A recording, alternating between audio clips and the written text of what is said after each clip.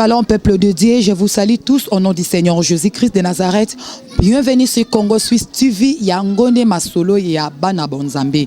Lelo Congo Suisse écrit précisément na kati ya commune ya Bumbu na etonga o babengi église message du vin au papa na biso na kombo le prophète guide trésor wa kambaka etonga oyo na kati ya commune ya Bumbu précisément na venu Lukula 58B si croisement o babengi Gambela. Ndetoye pour na kosolo la matali de délivrance. Na yango papa na biso guide trésor alobia kobela lelo mama likambo na biso so fungola nzungu na thème oyo babengi la délivrance. Na bandi peuple de Dieu lelo vraiment bokozo ya bino ba réponse o etali makambo ekangami na bokoko to o ekangi bino ba obstacle to na ba lois établies. Yango yemoka kozala toujours mieux placé ya ko expliquer peuple de Dieu. C'est toujours moi votre sœur Obolinga Kaming igete ntumba la mignon du Seigneur toujours na kati émission oyo na lobelaka toujours makambo ya bosolo na kati ya bonzambe. Nde nazo passer micro na ngai papa na biso le prophète Guy Trésor pour na kolimbola na maitali thème ou alobeli la délivrance. Bonjour papa Guy Trésor. Oui, bonjour maman journaliste. Ok papa sangoni ni peto kutu lelo na kati etonga na oyo message divin. Oui, en tout cas Nangolo Nzambe qui m'a vraiment ezali et puis na sepeli vraiment na boye na bino na kati na osika poto sola na sujet oyo monene sujet oyo ezali très complexe sujet oyo eza très compliqué sans yango na vie ya mutu et kozala malamu te. Merci vraiment pour na ya invitation na bino nde bolingi kokomela biso kati na osika. Ok papa, lelo le bioko lobela biso to peuple de Dieu le bioko lobela bango sur la délivrance. Nengo to lingi okota la moi mozindo définir biso qu'est-ce que la délivrance. Bon, délivrance ezali vraiment na ba définition presque ébélé, nde to ko définir yango mais na mukuse to koloba ke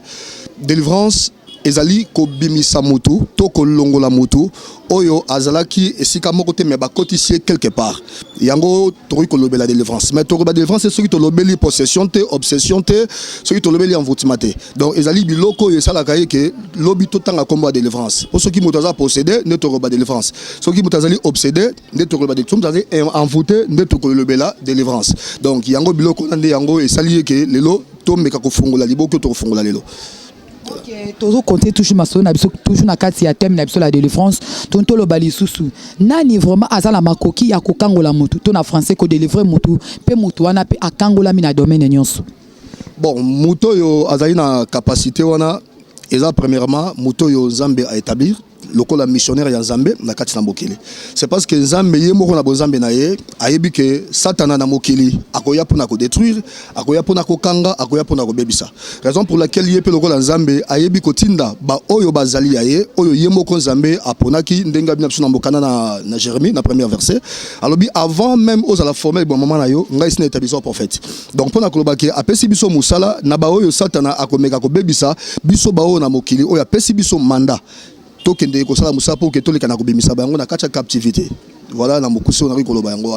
merci papa trésor mais le délivrance c'est ça la manosu bongo tendingo tu koloba awa le tozo mon l'église des rêves surtout quand l'église des rêves ou ba jeune prophète na ba jeune pasteur ou ba bimi lokola ba mayebo na kati mboka na biso Congo Kinshasa ba komi ko sala même ba na basi ba délivrance malamu te ba komi ko si même ba partie ba intime na bango sikoyo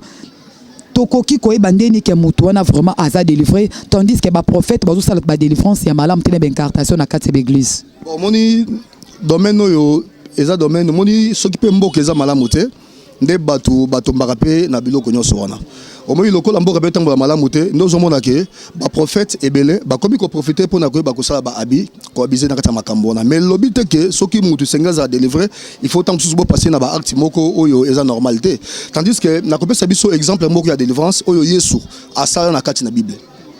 asa ba délivrance ebele mais azolo belaka ka moko moko awasa mobembo akutani na ndeko moko ndeko nga se présenter alobi comme les gens cela veut dire baza ebele na kati ya cimetière délivrance oyo Yesu asalaki na moma wana et yango ndezali oyo sengeli biso ba oyo aye to le kana osana kati na mokili eloka liboso asaki nini aye a identifier esprit oyo ezaki na kati ya mutu wana esprit moko a se présenter bito zali ebe na kati na ye na sima eloko Yesu asalaki mi ba esprit mabe e komi ko senga Yesu bwaka biso na kati na bangolo eloko na sepelaka na enseignement wana ezali ke Yesu expliquer biso na sima ya koyeba ko orienter ba esprit toko benga na bango et ko senga pe oyo ba ko désorienter bango yango tambi limo sengi ndengona nakata bango nakata bangulu ayi problème ezate bake na kati ya bangulu et puis na sima atili bango na kati na mai donc eza pona koyebisa biso ke alingaki te milimo wana oyo ebimi ezonga susu moto wana molimo oyo azali ya mai to azali molimo ya zamba soki abimi na kati na nzoto na moto soki bobengani ndenge tobenganaka ndenge olobi na biso na bokende bisika bikauki toyebaka mpe bisika yango esika ezalaka te lelo nzambe asunga na meka koexplike yango bisika bikauki en fait ezali bisiko bafulu eza même oto bengi nzoto ya mutaliboma raison pour laquelle tout le monde a mutaliboma soka bandi liboma sika akumbaka ba charge te au fur et à mesure tozo bengana milimo ezo kende kokota kati na bango ndo bonike okomona sika vandi akomi na ba charge belé donc ça veut dire nombre ya ba esprit za kata nzoto na ye eza nombre ya kilo oyo azokumba donc domaine de délivrance et single rappel mutu ay ba ko comprendre yango malamu pour que bana nzambe baza vraiment délivrer ndenge senga baza délivrer mais délivrance ya ko bimana moi si moko pour délivrer en tout cas makambo wana yeso sala yango te voilà. Lelo na kati ya église na tout na kati ya mboka na biso Congo tout le monde a komi kaka venez bokozwa délivrance bokozwa mabala bokozwa ba mituka bokozwa ba bomengo ndelo le comme lango lokola slogan na kati ya mboka na biso Congo mais na sila ko mbalobi coup de fil ya papa na biso pas pasteur na Paris Saint-Marc je te salue à passant mon pasteur Saint-Marc Empereur ya za na Paris alobi que ezala une sœur moko boya azo ki problème awa na Congo il paraît qu'akutana ki na prophète moko boya za ki na problème à esprit des morts des prophètes na ebise que avant na bonde la pona yo na esprit des morts et longwa na zomo na cercueil ya pembe na kati ya ndaku na yo et sengolo pesa nga $350 soit tokende na biska bateka ka ba cercueil to na prix ya cercueil ou cher yo ko pesa nga $350 wana nga la kozwa mbongo wana ko pesa na ba orphelinat ko somba bougie ya rouge ya monene ko somba soki accent na bandi biblo ko na zo lobela wana mungwa huile d'olive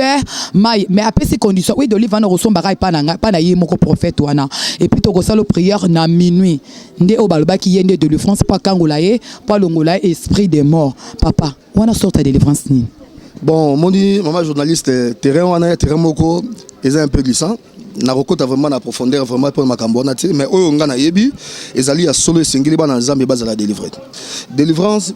Zambe nde aibi ko pesa inspiration wanga na expliquer ndenge Yesu aiba ko kangola mutu donc akoki pe ko eba ko inspirer mutu par rapport ya musala ndenge sengi aleka na ko sela mutu donc na domaine on a vraiment na zolinga vraiment ko kotate c'est parce que na ko toucher ba confession mususu o ko senga tam mususu to mika ko toucher ngote par rapport à émission na biso non to solo beli kambo ya délivrance c'est ko toucher ba premion so parce que peuple de Dieu belé bazala komi tungisa mala makambo so comme la baron de l'église mais yo tongo to lobi na oli kambo de sengeli yo lo balango za la polele po ka mususu mama azolanda biso na minute o bisika vandi ezata monsieur salemela qui mettons yo sosoli c'est directement ah na luka pasteur bien prophète wana na kende pas sala nini akangolanga mettons yo zubo ya ko sosoli sa peuple de zomo na te ke yo po bomi susu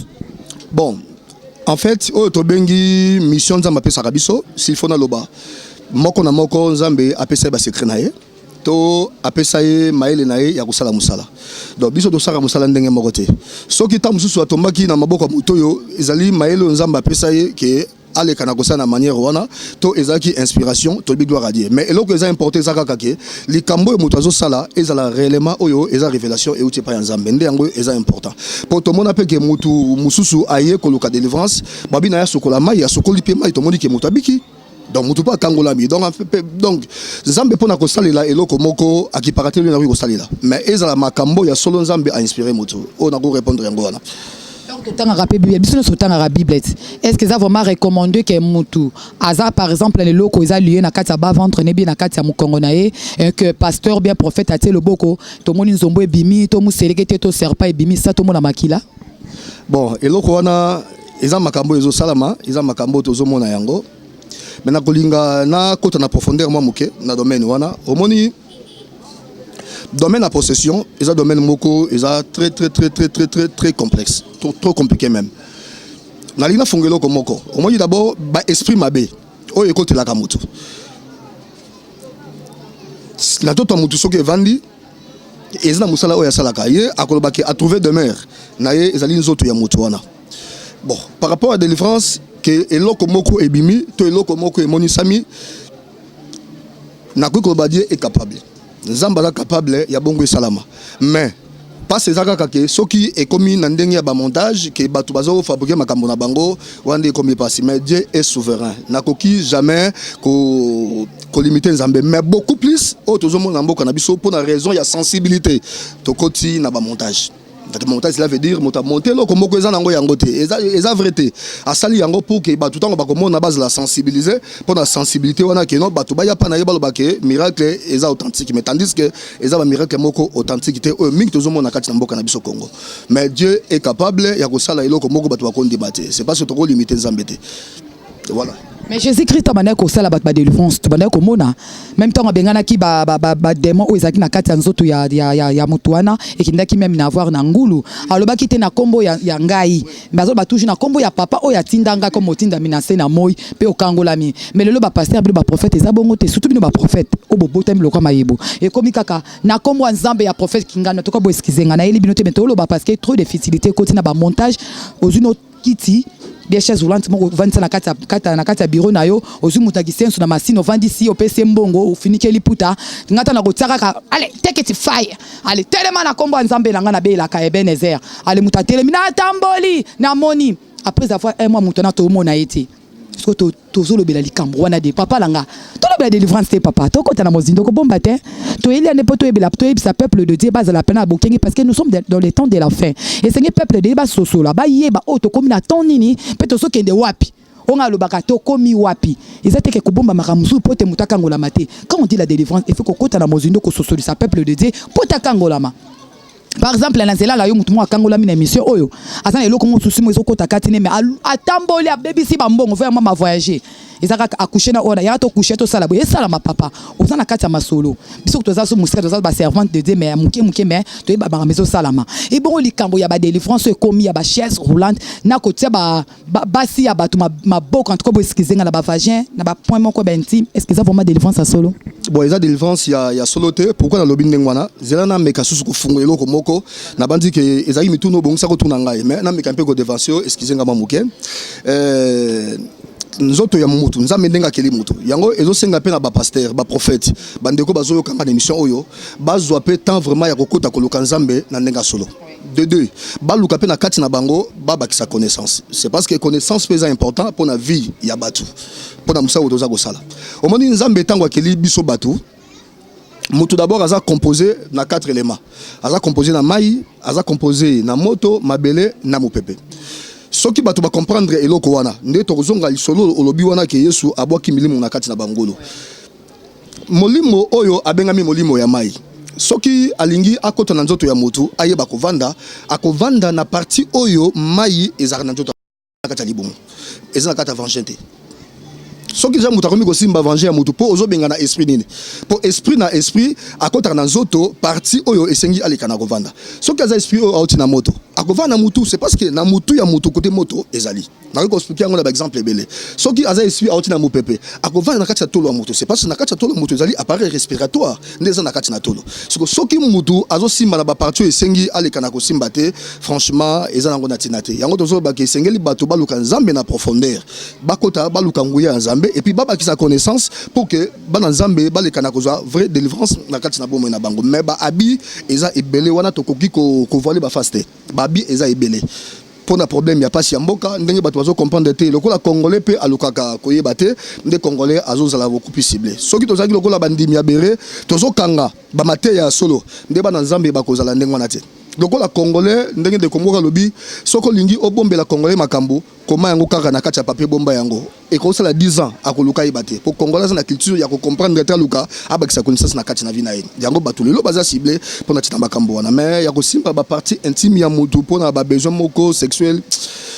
c'est déplorable eza mawa na passe voilà na passe ta mutema na lobi yango ndenge wana. Ok, merci. Si on a domaine, il y a possession, il y a esprit. Pour Moutou, aza esprit. Si on esprit wana, Evan Darawap. Voilà. Il y a un qui a précédé au moi avant.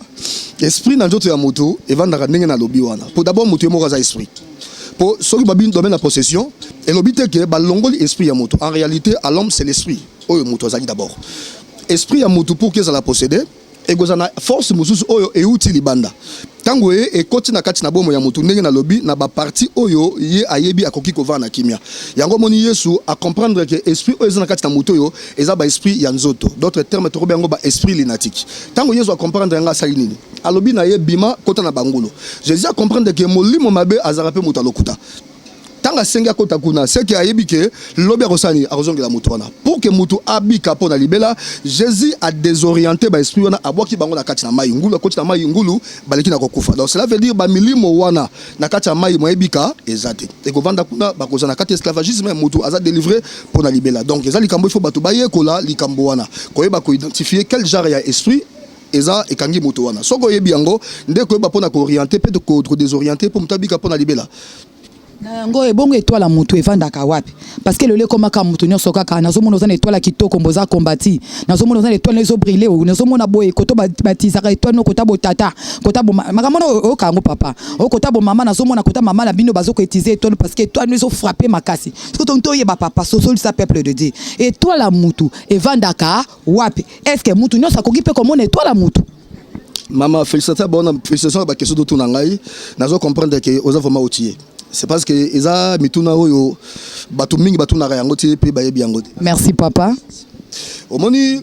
vie ya mutu. Ndenge tozolo d'abord mutu aza représenter na étoile. Tomoni Christ e moko abotami, tangu Christ abotami pour baye ba esika zali ba monaki étoile pa ba mage. Balandi yango nde baye komona ti esika baboyi Messi abotami. Donc pendant que biso ke mutu nyonso na mokili azali représenter na étoile moko ezali kolo. Au moins que batu ba comprendre yango te. Mais lelo yo batu mingi ba koti na ignorance, bazo ba ko battre lelo ko bazana ngote c'est parce que ba yebite notamment nous tuninga question étoile ya mutu vanda kawapi. Mokomsusu nanzela na moni ndeko moko azote ya alobi na bango mina batu to sambela to simba bambuzu na biso c'est parce que ba étoile na biso bazonga ba simba yango na lobi de n'importe quoi. Est-ce que étoile la moto et va na mbunzu ya moto depuis quand étoile de na mbunzu ya moto tandis que par rapport ya koyeba makambo oyo ezalaka wa to benga ngo za 3e œil misu ya misatu nde ezalaka awa étoile ya moto evandi na loboko ya moto mama na komeka na ibiso yango eza na mwana moko ti abotama bo bébé abotama boka kofungama maboko eza nini ya kokangama pona nini bébé abotami mais azobatela étoile na ye baleka na kosimba yango te oyitango kala batumi to bazana nzela ko ba divin bata mwana nzela talisa chance ezaki à travers ni ya loboko non bazo contrôler avenir à muta partie ya loboko donc en réalité étoile ya moto evandaka na loboko par rapport ya ba apprendre oyo nzambe atekati na biso nde bakoki koyiba avenir ya moto yango moni bato ebele soka linga dominer moto akosa nini aki a se préparer biso soka kopesi ye mbote donc tango contact ya deux étoiles tango etutani oyo azaki préparer azaki mele mabe akoki pe ko benda étoile ya moto pe aibi ko neutraliser yango donc étoile ya moto désormais il faut bato bazo nanga baleka na koyiba evandaka na moto te oyo kolinga débat tout démontrer yango na profondeur akoya to ko démontrer yango. Autant que ça là pas délivrance on a tout benga la ramili moi je chasse l'esprit démoniaque et que la lière et ce qui bolo barawana et que ndara penza to benga la ramili moi ne que ndara penza parce que bisika bika au la Congo ezalité ce que ça na monde robio mo bomona rango na ndinga molimi bomona ngata mo benga molimi wana et que ndara mbala moko to evanda na ne frenana quelque part to ekoti na nzotango poto mona na kati église au passer à soi vous allez concentrer on va distraire molimi ko bima na nzotango te kota papa ils rappellent solo bon. D'abord, on a répondu à l'autre les ari dans les arawabi. Otobengi bisika bikauka ezavri. Ezali mais ezana mboka moko te ba bikino te okula neza mboka moko be milimo ke na govanda te. Toye baka yango na bisika oyo ba oyekoti ba fulu eza ebele. Évolution ya raté. Pero bon mboka na biso pe Congo, ezali un système moko ba fulu et comme par-ci par-là. Et puis tant to ebandika ka ndengwana. Ndé makambo pe boti na kati na mboka to moni ke ba trouble koti makambo nyoso c'est parce que présence ya ba fulu et ça représente sa milimo mabe donc tant to benga na bisika bikauka et ke na revana na kati ba fulu et ke na revana na njoto ya batu ya maboma oyo esi ba bebisami ya on baki ne bandeli ntali boma nyoso so ba ni boma lelo akoma azara na charge te mais au fur et à mesure ba milimo zo koti na njoto na ye ndako mi kokomba charge au esika vandi tala ba charge ebele donc fulu akumbi yango esika ya zali donc pona koloba ke yango ebenga mi les arrêts yango tozo ba ke risque za la kanini les arrêts dango ezaka bisika o biso to seni tozali yango zo mona soki muto za délivrer ba désorienter esprit wana te o ezaki na kati na ye lobby et kozongela mutu net bi lobby akozonga x7 mutu akomi tourmenté plus ndenge zaki liboso donc il faut toyer ko la biloko nyonso wana ya ko ba ko orienter pe ko désorienter ba esprit oyo tozo bengana voilà. Est-ce que ça vraiment le permis un pasteur bien un prophète bien docteur bien bishop to évêque soka kangolo mutu fo muta futa embongo bon action de grâce est obligatoire c'est la loi ko futa mbongo c'est trop dire mais action de grâce autobinga action de grâce au rendre grâce et pas dans Zambé ezali mobeko que mutu nyonso ya biki sengeli ayeba kopesa Zambé action de grâce. Action de grâce ekoki kozala mbongo, action de grâce ekozala ke na sombi eloko moko na ekopesa yango pona gloire à Zambé ndenge na leki na kobeka. Mais lelo soki pasi pezali boni lelo toro basa nzambe baza ba méchant nde toki koloba lelo mais ngala koloba ndenge wana te bandimi ope tozo kamba baza ba problème le ope balika pe na koyoka biso bandimi ya tema ya Congo tema bakoma mitema mabe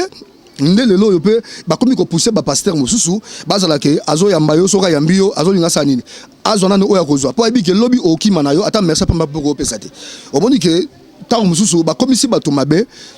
na makambo yo bato azaki na yango te po bango nde baza pe mitema mabe mais lobi pe te ke soki basali ndengo wana yo pe pasteur faut changer position na yo donc personne n'a habité nemi balé mais autobengi action de grâce ya kopesa pona ko glorifier Nzambe ezali obligatoire. Que la Rome copesa langa maman Lydia bonga bonga molonga papa Didier Mba en Afrique d'ici des raisons parce que c'est ngabino l'église amno ba congolise et ça lango ka bongo mutu oyo ateka kate par exemple aza pauvre bien aza veuve azo célébrer quand moi makala azo lesa bana nae mettons un problème mais pas en tant que pasteur yo so pambolami po yambe comme moi pasi au fiche à consultation au huile d'olive au bonaboye po mutu akota pa kangola ba sala prière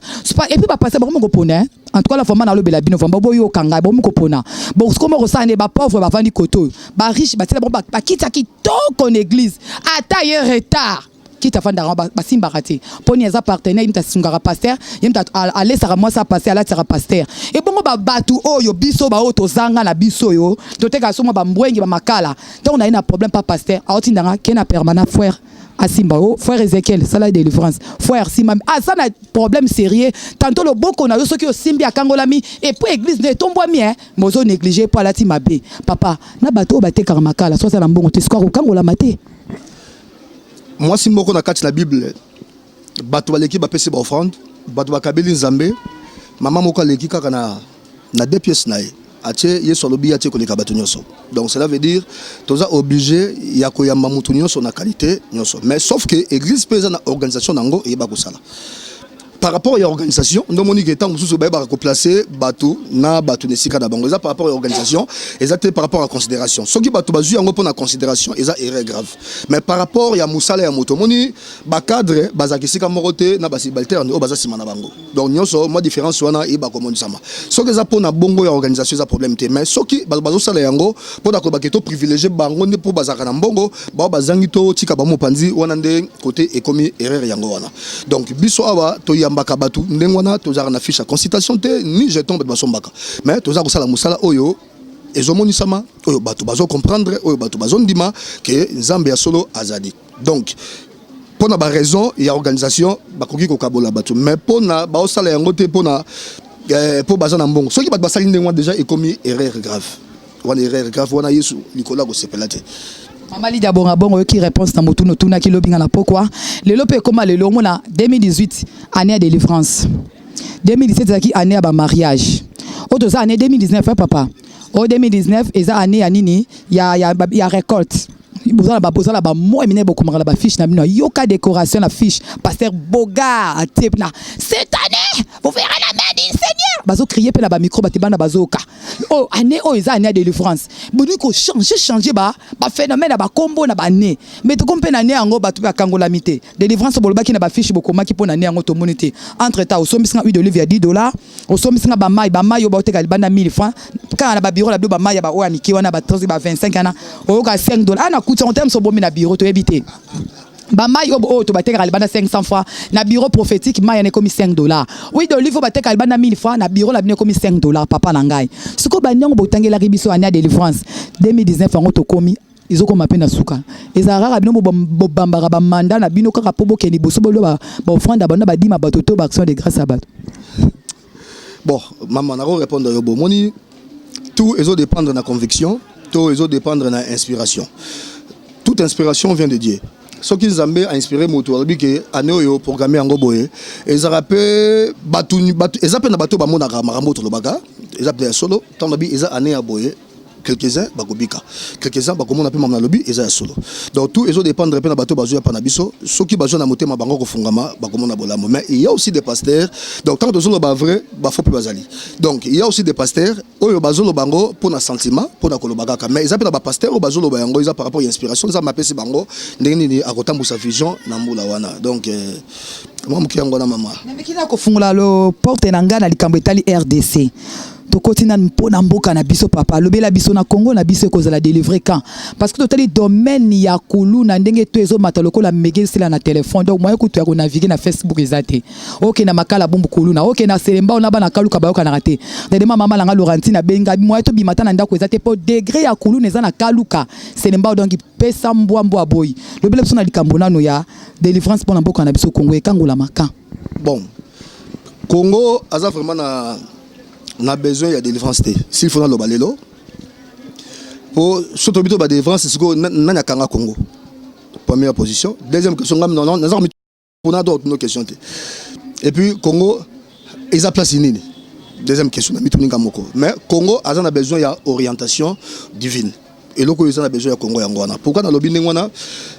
to simalu kamba kuluna oyo tozomona lelo l'état ata atie makasi na ye ya ki l'état akosi sangote pourquoi akosi sangote ezali ba revendication spirituelle lelo batu ba yo kanga malamu eza ba revendication spirituelle omoni na domaine de spiritualité eza na makambo mwa mingi mama o ezalaka période moko boy na bani 89 90 tant autant la classe babina biso mami watazo mala ba école je crois to bi histoire ngo en réalité ezaki mami watate nazomeka ko expliquer ngo nando bato ba yo kanga soko na moment oyo en tant que prophète oyo azomona makambo oyo nzambe asengi aleka na koloba ba esprit wana e bane ko bima pona tina nini ponga lokola mosakoli déjà ici na yoka yango déjà na yoki de babisinga mais makambo yo so bozomona oyo ezaka ka ba revendication ba esprit tango mili mwana ezobima e bandaki ko bima na besoin nini et ça la misa nango e banda ko orienter na bamboka oyo eza évoluer spirituellement bakomaka na niveau moko oyo zomona ke to bengi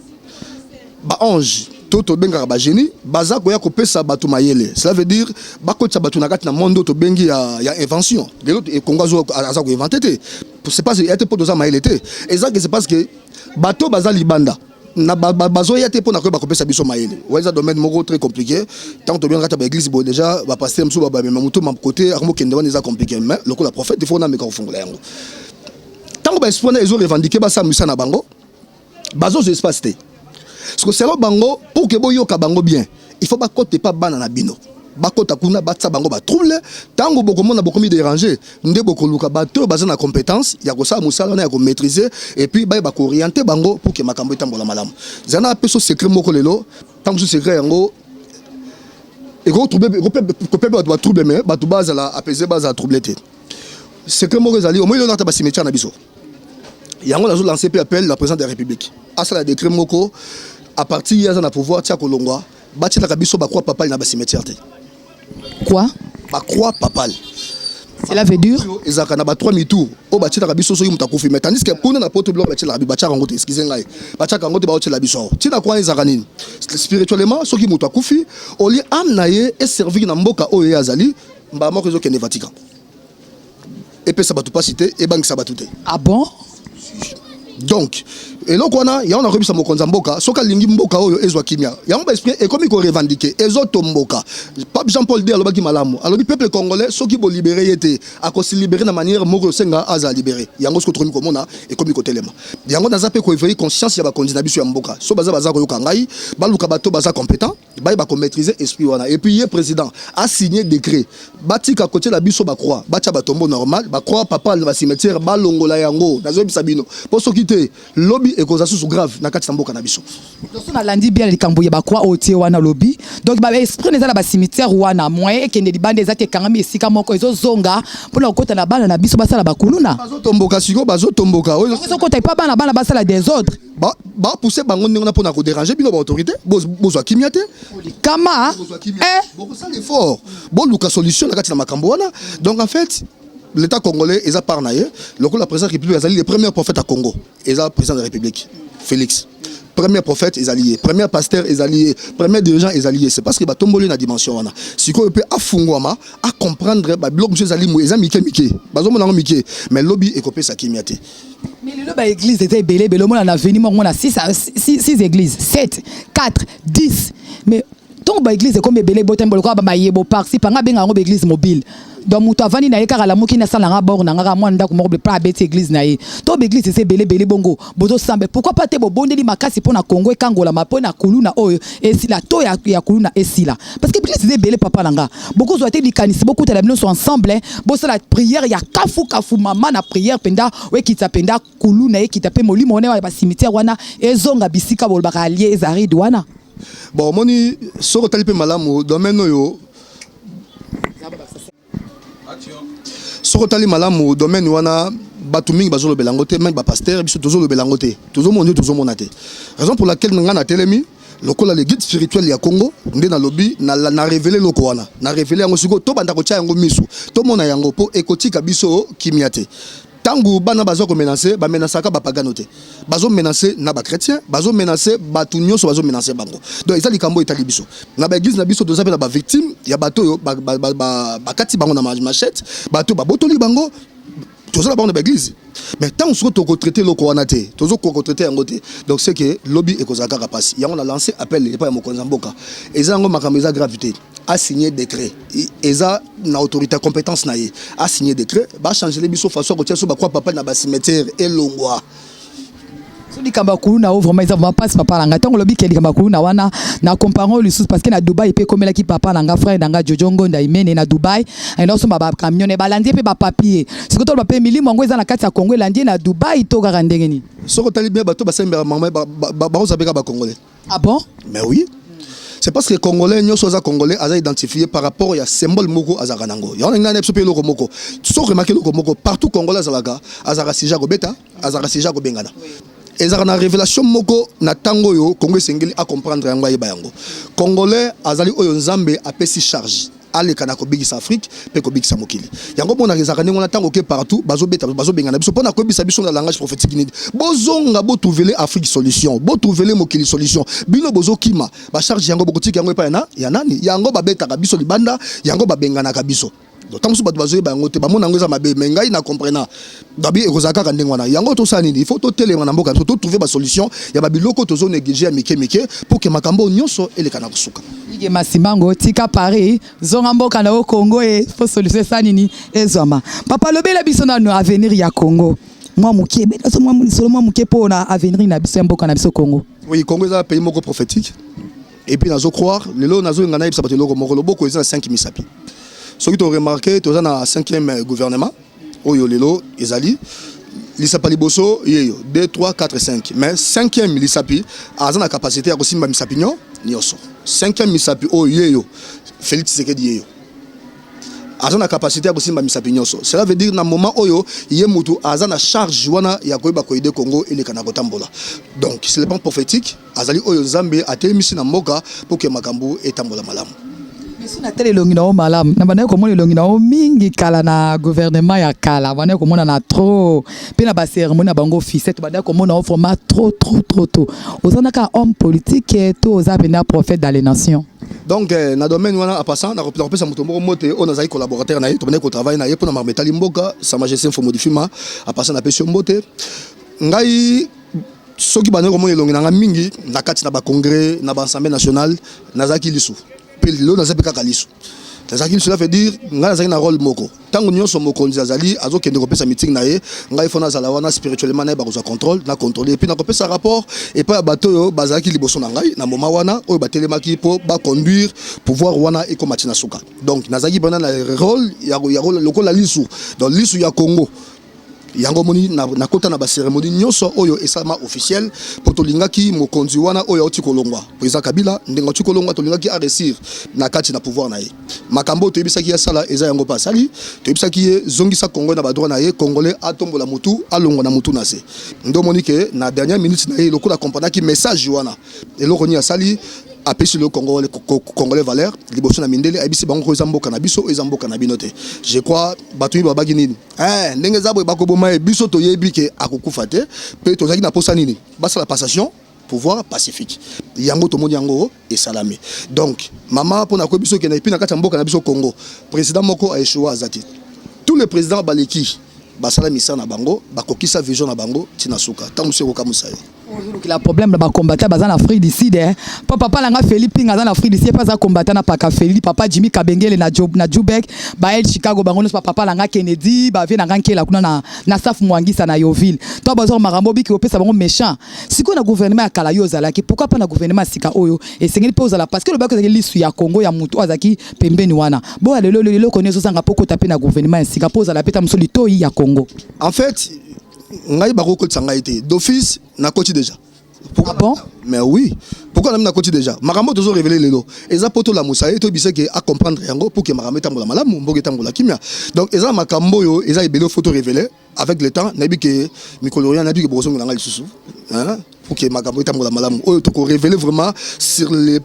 la profondeur ya prophétie pour na Congo. En tout cas, vraiment, tant abiso mezo kule vraiment makasi loko la maya kala moto se batu to kenap to kosuka wapi. Te pambate li solo eza vraiment kitoko makasi tiki batu wana eleng balobi ah Serge to kati papa na biso prophète aigu trésor pona nini. Ngai tedi kambo ya tant ozo kima pena bango na biso vraiment eko pena na suka. Papa iloba nini ya suko zana yango pona koebisa peuple de Dieu o balandi na kati émission savoir plus pe ba numéro contact na yo. Tantôt moto zana problème moko na Paris songolo pakala ko benga po o sungai vraiment na mabondeli. Likambo suka to koebisa bango Congolais debout, battre Messika Bazali, ba Congolais ba mimona pambate. D'abord on les a pour na ba Congolais, pour na ba Christ nyos na ko bisa bango, fort ba poni eza malamu, ba ko bana yango. En tout cas nyoso ekotambola malamu.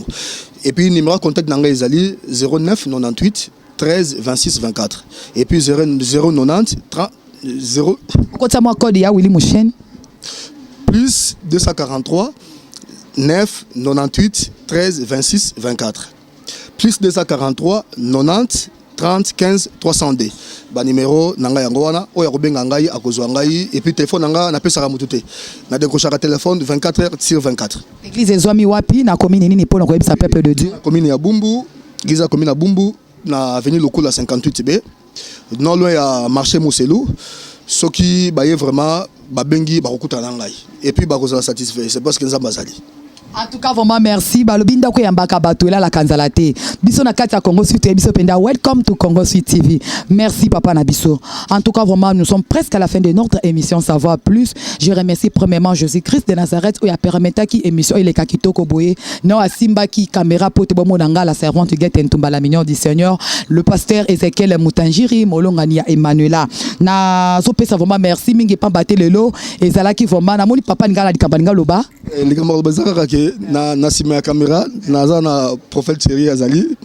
naza bandeko na biso baza kuna sima papa Micho o balingaki pe na mikampe ko moi libanga te.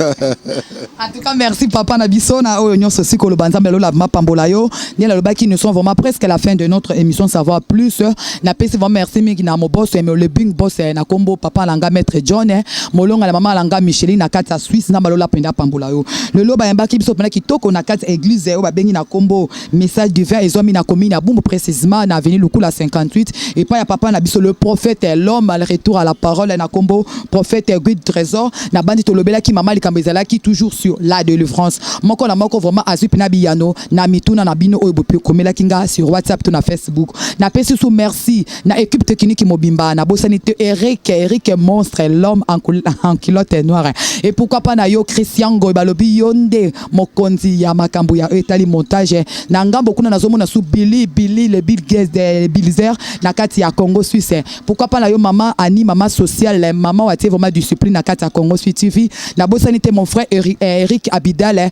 mokonzi ya bason donc yonde audio visuel nzamba la vraiment pambola bino na obolinga kangai tingala linga bino tout je vous love tous nzamba la vraiment pambola bino ce qui Jésus-Christ de Nazareth a zongité tokokuta lisusu à la prochaine occasion merci et bon après-midi à tous merci beaucoup merci papa Merci beaucoup moi